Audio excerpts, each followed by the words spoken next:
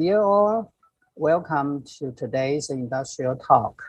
And first of all, I would like to thank to CyberLink Corporation who sponsored the MLSS 2021 event. So CyberLink is the leading company in multimedia software, and the product is well known for Power DVD and the Power Director. And in these years, additionally, CyberLink has a new FaceMe AI face recognition engine, which was ranked as one of the top facial recognition technology in the world. So today's speaker, we are honored to invite David Lee to give a talk. David is the RD Vice President of CyberLink. He has more than 20 years experience in software development, and he will share the fundamentals of developing facial recognition solutions, and such as the interface pipeline. And we also share the key industrial use cases and the trend of AI facial recognition. So, I believe he will give us a very impressive insight talk sharing today. So let's welcome David. So David, yeah, you can start. Thank you, everyone. Now share my screen.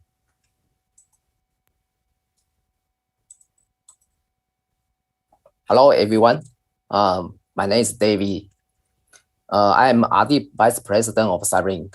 I'm glad to share the industry experience, especially about AI facial recognition on behalf of CyberLink. Yeah, my subject is talking about the CyberLink FaceMe, and also will mention the fundamental pipeline of face recognition. Yeah, first, I will talk about CyberLink. CyberLink is a world-leading developer in multimedia software solution. We create lots of products in each category. Our famous product is Power Director and the Power DVD. Power Director is our flagship product. It is a rich video editing software on Windows. And the Power DVD, maybe some of you know this product. It's quite famous, and it is a DVD universal player. And it is bundled with lots of notebooks. And our business grow very fast due to these two products. We also extend our video editing capabilities from the Windows to Mac and Android iOS. So we'll have lots of new end users on the mobile devices. Besides the multimedia solutions, we also have a brand new product line that is face recognition. Our product name is FaceMe. This is also my today's topic. I will talk about more about FaceMe today. Yeah, let me introduce a little bit about Power Director. Power Director is a rich video editing solution on Windows, and we also extend the capability to Mac OS. We win a lot of editor's choice on both online media and physical magazine. Of course, we also win lots of Essence Awards, no matter worldwide or in the Taiwanese domestic market. Powder apps are also popular now. We have the apps on iOS and Android. You can download these two apps to your mobile phone and get them a try. I believe you will have a lot of fun. Our Powder app, Powder Android, was released around 7 years ago, and it accumulated download copies around 120 million copies. This is amazing. This is more than the populations of lots of countries. And we also released our iOS solution around 2 years ago. And the cumulative copies is over 3.5 million downloads. Yeah, like I say, welcome you, download them and give them a try. Lots of features, not only on the Windows and Mac, but also on the Android and iOS. Our new product is FaceMe. FaceMe is a AI facial recognition engine. It is also a solution. So it provides not only the underlying AI model, but also the rich API service interface, something like that. The accuracy is quite high. It's around 99.73%. It's not evaluated by ourselves. It is evaluated by the third-party organization. I will talk about more later. Besides the accuracy, FaceMe is also optimized across different platforms, including the large-scale workstations and the small mobile solutions, AIoT or something like that. Okay, that's a brief introduction of CyberLink. I will dive into today's major topic. I will talk about AI facial recognition. AI face recognition is a hot topic in the recent years. Face recognition is not a new topic. It is research around maybe 2 or 3 decades ago. But at that time, only DSP solution, DSP algorithm is applied to resolve this problem. With the AI, now face recognition enters the new stage. Then I will talk about something like FaceMe and its accuracy, its features. The third subject, I think that is very important, and I want to share with you is face anti-spoofing. This is an interesting topic. I will talk about it. Finally, I also want to talk about the face recognition scenarios. These useful scenarios can be enabled by FaceMe in our daily life. Okay, first I will begin with this simple example. Could you determine if these two persons belong to one person? I think it's not so easy, right? Because they look so similar. Of course, if you are a basketball fan, then you know they are 2 different people. The ground truth is these 2 photos belong to different people. The left photo is LeBron James, who is a superstar of NBA league. And the right photo is another person. He's a Taiwanese singer. They are different. They are different people. However, they look so similar. So even human eyes cannot easily determine if they are the same people or not, just by one photo. Maybe this question is easy, but the next question is more difficult because these 2 people or these 2 photos may be not so famous as LeBron James. In fact, they are 2 different people, but they look so similar. However, the above examples can be easily resolved. These issues can be easily resolved by AI model. So I say the AI facial recognition is far beyond people's eyes. Nowadays, AI facial recognition is great. How deep or AI facial recognition does the job? Here's a fundamental pipeline. Often there are 4 stages in the facial recognition. The first stage is face detection. I will talk about this stage one by one later. The second stage is face alignment. The third stage is face representation. Finally, face matching stage will compare the face features with each other. This is a fundamental pipeline. The first stage is face detection. The mission of a face detection is to find and locate the face in the photo. Of course, this is a very extreme example. There are so many faces in this photo, but it is exactly what face detection has to do. Face detection has to find and locate all the faces in the photo. Face detection, one possible implementation is like this. Of course, there are so many innovation ways to conduct the face detection. So this is just an example. Face detection can resize the photo and try to find each of those photos with by using the bounding box with the various sizes. and try to locate the face. After find all these candidates, it will score those candidates. Try to find the best candidate. After find the best candidate, the face detection will also try to find the feature landmarks. The so-called feature landmarks often refer to the left eye, right eye, nose, and the two mouth corners.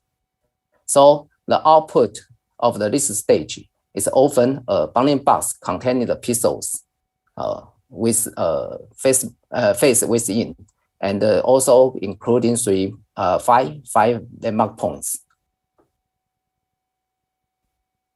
The next stage, the second stage, is face alignment. At this stage, the algorithm will try to align the face to be more vertical to ensure the face is with good pose. It will transform the 5 landmarks to ensure the heights of the 2 eyes and the heights of the 2 mouth corners are the same. So in the later phase, the inference or training won't be impacted by the pose. The third stage is the face feature representation. Often this is a core model or the core AI engine, algorithm of the whole pipeline. It will transform the input face to the feature vectors, like this figure shown. These blue points denote the face features of one person, and those red points denote the face features of another person. A good AI model could separate those feature points and cluster them into 2 groups. If the AI model does a good job, then these 2 clusters will far from each other. The farther, the better. And if those points belong to one figure, belong to one person, should be close to each other as near as possible. If we can cluster those points in the vector space very well, then it's easy to find a hyperplane to separate them.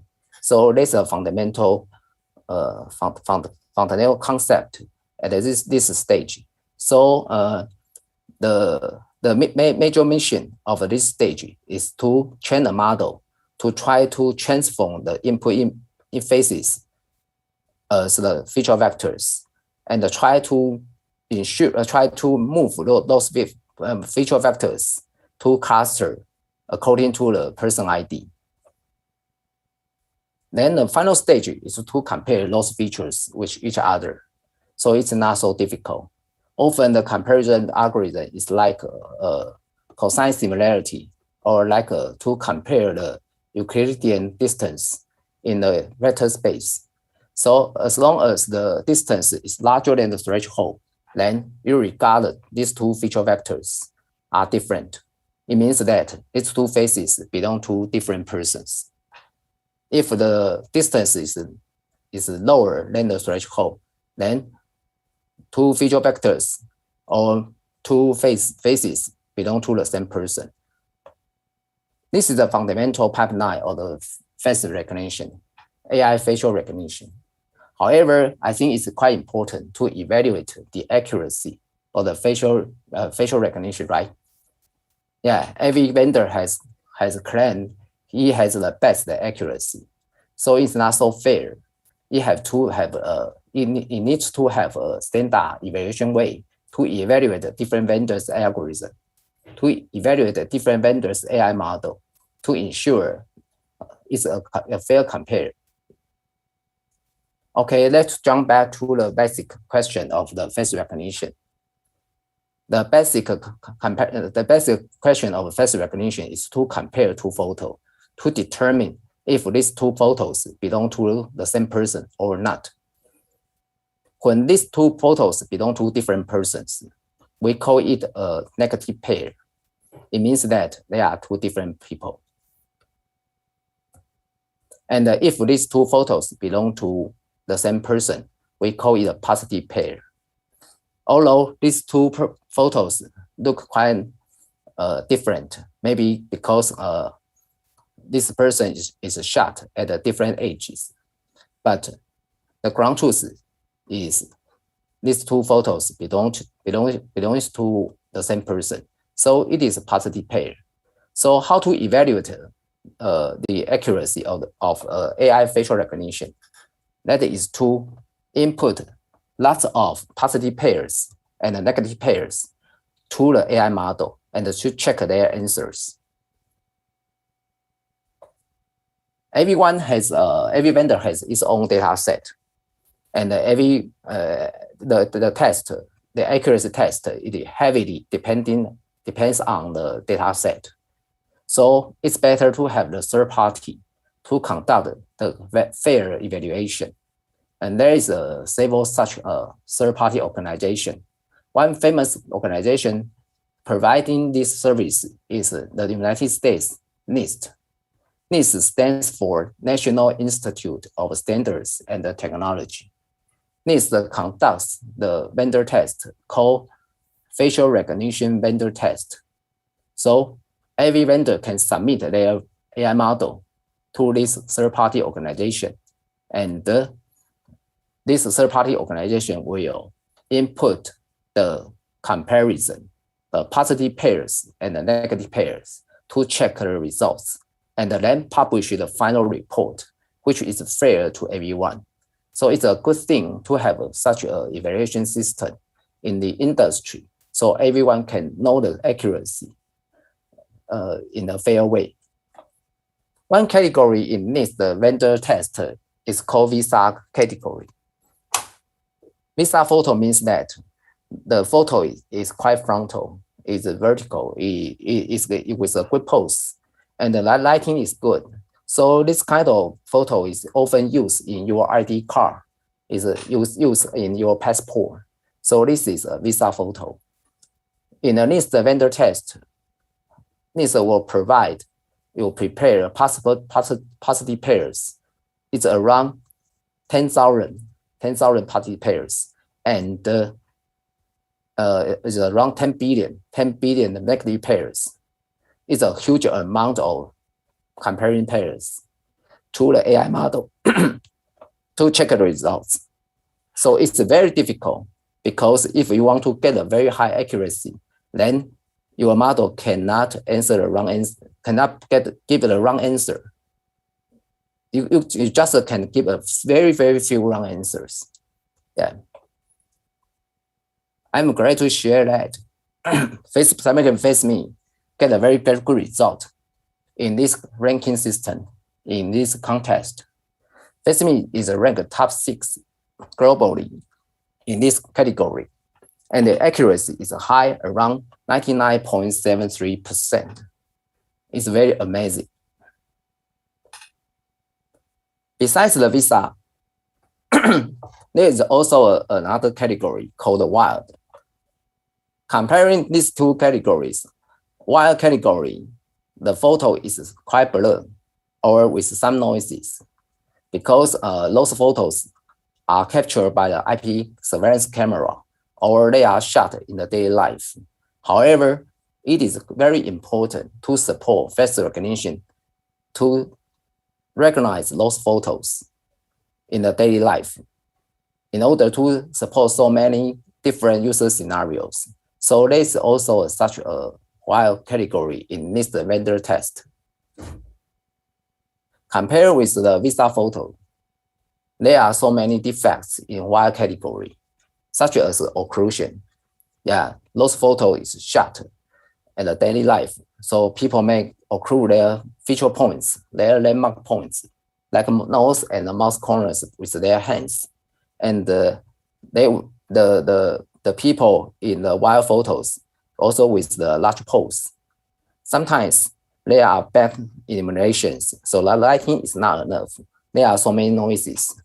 Those are the defects in the wild category. So it's more difficult and more challenging to recognize the photos, to recognize the faces in the wild category than Visa category. So CyberLink FaceMe also joined this category, and submit our algorithm, test our algorithm.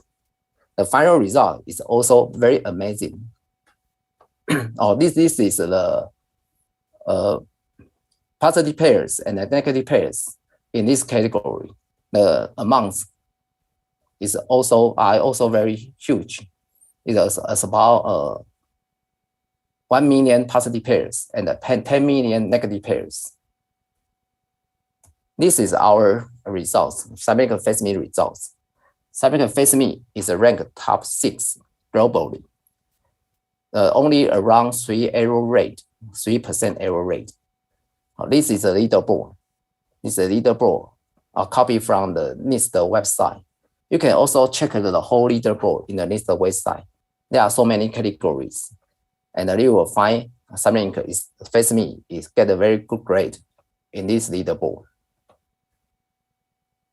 Okay, this is it. The above is about the fundamental, the AI pipeline, and how the accuracy are evaluated. And I also introduced the NIST test report. The next subject I want to talk about is face anti-spoofing. This is an interesting topic because in lots of scenarios, if you can recognize people's ID, but if you cannot recognize if he is a real person or if he is a fake one, then the whole scenario doesn't work. So it's also important system. Like this example, could you determine if this is a real person or this is a fake one? I believe it's not so easy to determine if this is a real person or a fake one by human eyes. In fact, the ground truth is this is a fake one. This boy is a chemical R&D engineer, and he wear a very well-made, very delicate mask to pretend this person. And this mask is made according to another woman. So when he wear this mask, he can pass the face recognition, and then he can log in her account, banking account, and to steal her money. So that is not good. So that's why face anti-spoofing is so important. Face recognition cannot just recognize the people's characteristic to determine who is who. The better system should also detect if the subject, the pretended subject, is a live person or it's just a fake attack. This is a short video to show how CyberLink FaceMe to detect the anti-spoofing. When the real person is presented to a demo system, FaceMe will answer the positive result. If the 3D mask is presented to a demo system, FaceMe will return the negative result. Even the mask is well-made and very delicate, FaceMe can also detect that correctly. Behind this system is an AI model to conduct the inference. One possible implementation of the anti-spoofing is as such. Of course, it's just an example. There are so many innovations in this industry, so there are so many AI models trained for anti-spoofing. This is an example. FaceMe try to generate the 3D meshes as a figure shown here. According to the people's face contour and face depth. So when the 3 meshes are generated correctly, and FaceMe will recognize it is a real person. However, if a video attack like this one, it is a video play on the mobile device. Video replay attack is presented to the demo system. Then FaceMe cannot generate the 3D meshes according to the face contour and the face depth. So the mesh generations are not successful. So FaceMe will recognize it is an attack instead of a real person. This is an example how face facial recognition system to conduct the anti-spoofing. Like the needs for face recognition accuracy, there are also some evaluation systems for anti-spoofing to evaluate how each vendor do a good job. There are so many challenges, there are so many contests in the industry for this task. The latest one is Face Anti-Spoofing Challenge, hosted by ICCV. As you know, ICCV is a famous conference. It received lots of very important papers, and ICCV will host this year. It hosts a challenge for anti-spoofing this year, and lots of vendors join this contest. There are around 300 vendors join this contest. The challenge is quite difficult because the attack is majorly around high-quality 3D masks, and those 3D masks are well made. They are made of different materials, including resin, transparent plastic, and plaster. Yeah, those are fake examples. And the first row is a real person. And there are so many real person images, and there are so many attack images. So the amount is huge. So like the face recognition contest, if you want to get a very good result, you cannot provide a wrong answer a lot. You have to ensure most of the questions you are provide the correct answers. I'm glad to share that CyberLink FaceMe is ranked top third on the leaderboard. This is the latest result this year. It was published around one month ago. So this leaderboard is published on ICCV website. So you can also check this leaderboard here there. CyberLink FaceMe accuracy is very high, and the error rate is around only 3%. This is amazing. So many vendors join this contest, and only around 50 vendors enter the second stage, final stage, and the FaceMe get the top third around the 50 vendors.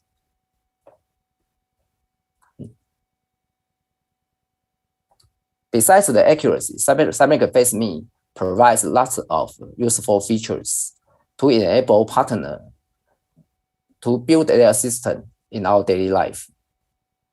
Besides the face detection and the face recognition, CyberLink FaceMe also provide an AI model to detect the face attributes, including the age, gender, mood, and the head orientation. So with those face attributes, our partner or system integrator can provide a system to check the end users, the mood and the gender to provide better service. I will talk about the example in the later scenarios section. The other useful features like image preprocessing and mask detection and recognition. FaceMe also provide the image preprocessing to ensure the photos captured in the surveillance camera can be enhanced with a good quality, so the recognition rate will be higher. The mask detection is quite useful, especially in the COVID-19 period. People always wear masks during the COVID-19 period. So if without the mask detection and the recognition, the lots of scenarios cannot work very well.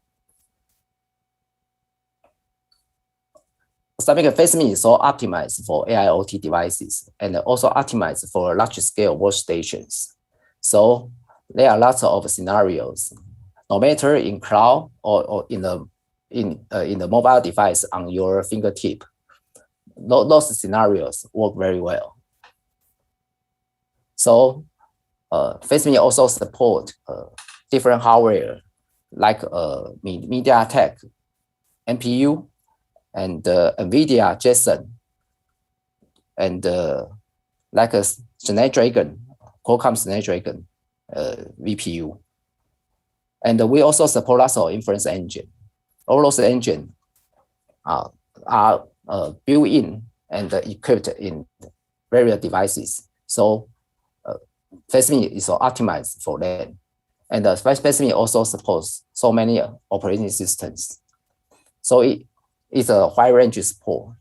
So I believe all the scenarios almost covered in FaceMe support range.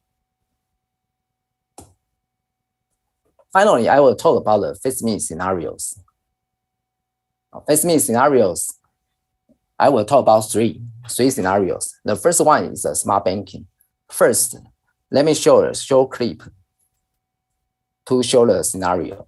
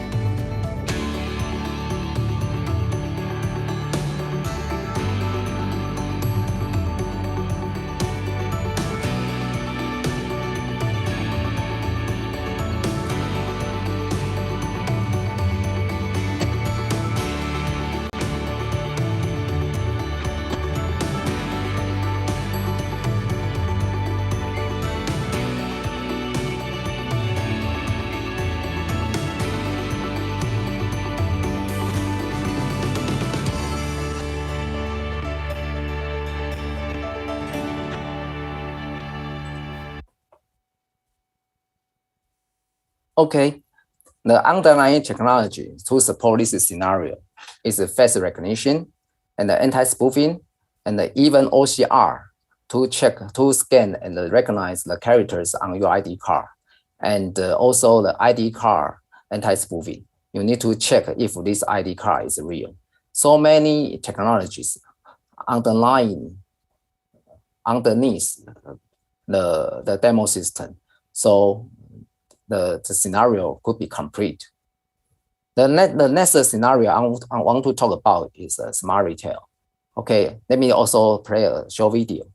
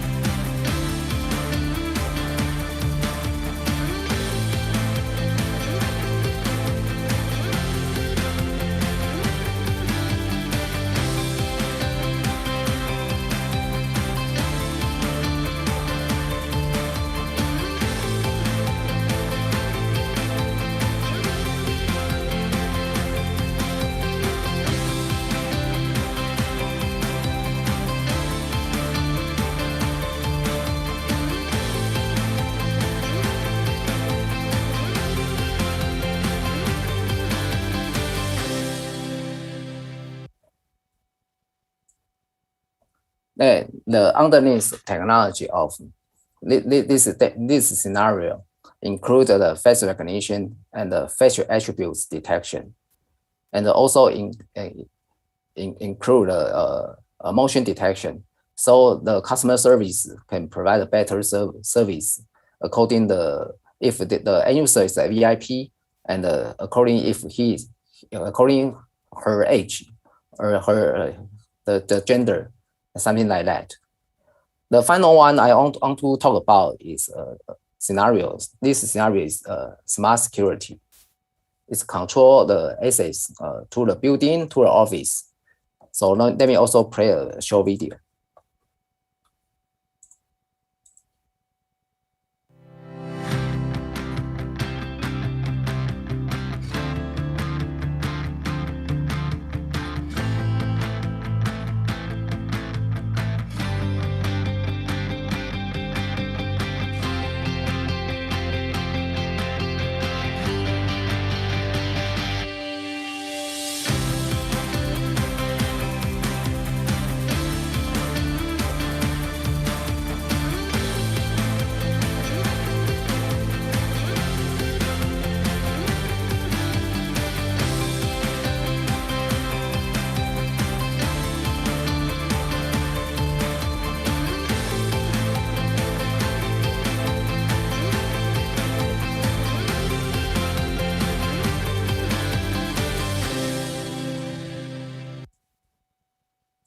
Yeah, this is another very important scenario, and lots of our customers deploy our system for their access control, for their smart building, their smart office. So they need to block the strangers to enter in their office, and sometimes they also need to know the VIP, so they can earlier inform their sales to welcome their guests. This is also very important scenario. Okay, so I think I almost completed my presentation. I talked about the CyberLink FaceMe and the fundamental AI facial recognition pipeline, and I also talked about NIST report, and I also talked about anti-spoofing, and finally several scenarios were introduced to you. Okay. Do you have any questions? Yeah, thank you, David. Thank you for the wonderful sharing. So I think we see a list of questions here. So maybe you can switch your windows. Can you see the question? Oh yeah, yeah, yes. Yeah, I think you can start from the first question. Yeah, I think. Okay. Yeah. Okay. Let me quickly answer some questions. The first one is talk about how to detect a positive pair, not minding the age difference. Yeah, I think training data is very important.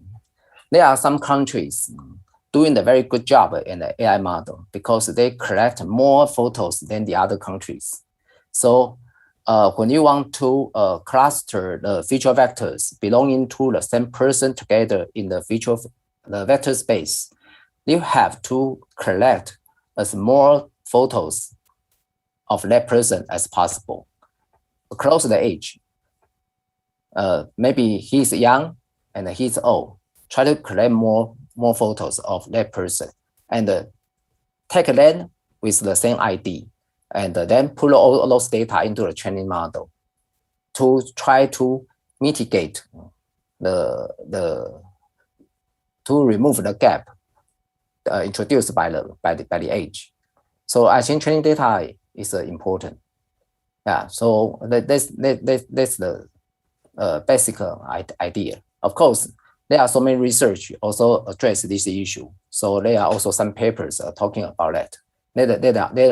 Those parts are more advanced. Okay. Oh, the second part is why do you exclude China and the Russian vendors? Because my slides is for sales. I just get a slides from my sales. Some company have some security concerns, so they don't adopt China or Russia solutions. So that's just for this reason, not the other reason. So we also listed our ranking excluding China and Russia. But I think from the technical perspective, that's not so important. Okay. Let me jump to the third question. Oh, okay. Someone asked about more detail about the algorithm because the limited time and this is just an introduction section. So I won't dive into very detail about the algorithm. Sorry about that. Okay, and the next question. Yeah, I think they are interested in how you handle that, for example, like a low light bad illumination or occlusions, those kind of real case. Yeah, I think there are two parts. The first part is like age. We need to create more noisy photos in the as a training data. So with some photos in back illumination and occlusion. And the second part is we need to implement an algorithm or AI model to do the quality check. Yeah, sometimes in the daily life, in the real scenarios, we need to just tell the end user, your photo is too blurred, your photo is too vague, your photo doesn't meet the quality, so we cannot recognize. So quality check is also important. So needs to also conduct a quality check ranking competition. It's quite interesting. Every vendor can submit their quality check algorithm or AI model to the NIST to compare with each other, to compare and to get the results.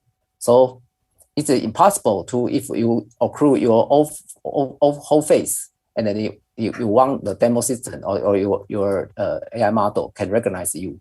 So that's impossible. So quality check is also important. Okay.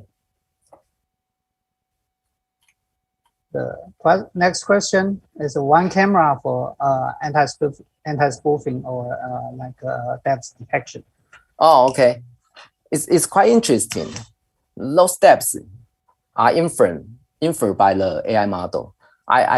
I think AI model gets the depths by the training data because you have to input lots of training data with the shadows, with the contours, with the background information, something like that. So it will recognize the depths according to the RGB data only. So it's not so easy. It's not so it is not so precise, not as precise as a 3D camera. That's for sure. But it can meet some standard at certain scenarios. So I just say that is an example behind the face anti-spoofing. There are so many AI models and so many AI algorithms combined together to provide a real solution. Yeah. Okay. So the next question is asking about how you handle the scenario. For example, like someone is injured or the facial feature may change. In fact, it may be a little bit similar like occlusion, those kind of case. Can I say? Yeah. It is a bit difficult. When we join the competition like NIST, then some photos are excluded. Some photos are included. Like maybe someone is occluded by the hands, or maybe someone injured. So yeah, I agree that if someone is injured, face recognition may fail to recognize these people. Yeah, the fail rate will be higher. I think that this is the future work. We should continue to study this part. Okay, so I don't have the very good answer to this question. Okay. So the next two question is asking about the face mask. But I believe that in the past years, so there are lots of solutions which can manage the people wear face mask. Okay. For the COVID-19. There are two research topics in the face mask. One topic is to detect if this person wear a mask or not. It's important because some occasions are not allowed in if you don't wear the mask. So the first topic is to detect if you wear a mask or not. Okay, that's the topic. And another topic is to recognize who you are when you wear the mask. If we want to address the second topic, the useful data for the training and for the inference is the upper part of the face. So the information is quite limited. There are only eyes, your eyebrow, and a part of nose, and maybe your forehead can be used in the face recognition. So the error rate will be higher. This also create a new category to check the facial recognition for mask. The accuracy is not high across all the vendors, but every vendor is improving this accuracy now because it is more important now. Okay. Let me jump to the next question. Yeah. I'm not sure if I'm over the time. Should I answer all the questions? I think it's better we cut it off at around 2:50 because we have the following lectures starting at 3 o'clock. Okay, so okay. You still have 3 minutes. Oh, okay. So the next question is, will this facial recognition technology work on face mask in the future? Yeah, I just answered this question. Yes, that's the target. Every vendor is improving facial recognition under the mask condition. Okay, let me jump to the next question. How do you manage face data or large-scale face recognition? Oh, how do you manage face data for large-scale face recognition? I'm not sure the question. What does it mean? Does it mean comparison, or yeah? If you mean comparison, yeah, you need to I'm not sure the meaning of this question. Okay, let me share some of my experiences. If you talk about the NIST provides so many pairs, so you just compare all those pairs one by one. There's no shortcut. So if you provide, if NIST provide 10 billion pairs, then you just use the CPU to compare 10 billion times. That's all. But if you have a large database, and you have your end user to enroll in a large database, like maybe a country's government have all its citizens enroll in the country's database. And then if one person is recognized, how do you compare that person with all the people in the database?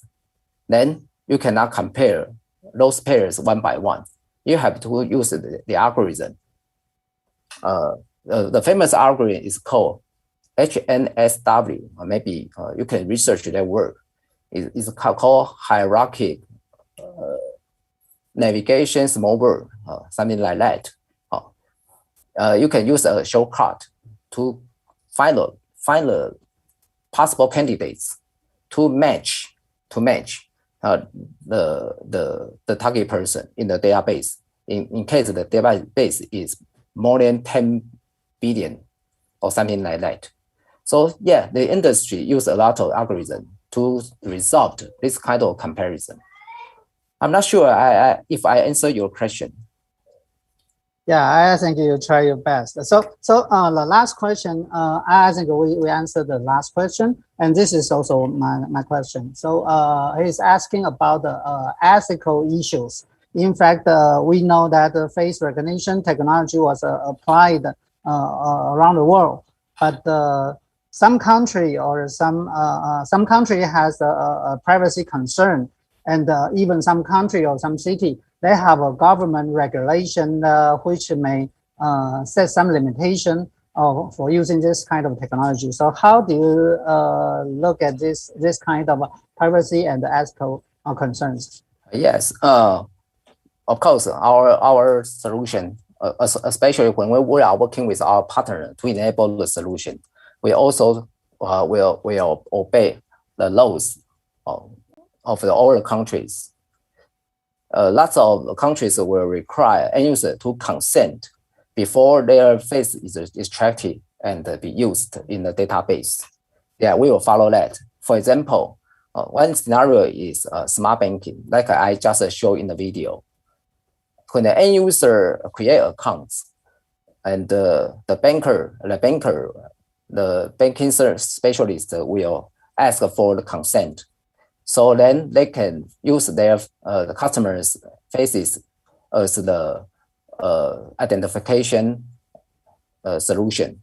So they can provide a better service. Of course, if the end user reject this request, then the specialist should use another way to verify the customer's identification. Like the specialist need to ask the customer's address or telephone number to verify their number, to verify their identity before they provide the service.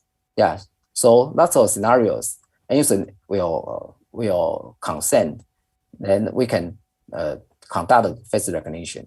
Yeah. Yes, thank you. Thank you for the wonderful sharing. So due to the time limitation, I have to cut the QA. I can see there are more than 15 questions listed there. So I'm really sorry for all the participants. So we will forward the question to David. So we'll try to get the response and let you know. So today we are very happy that to have this kind of sharing. So thank you, David. Really, thank you. Thank you, everyone. Yeah, bye-bye. Goodbye.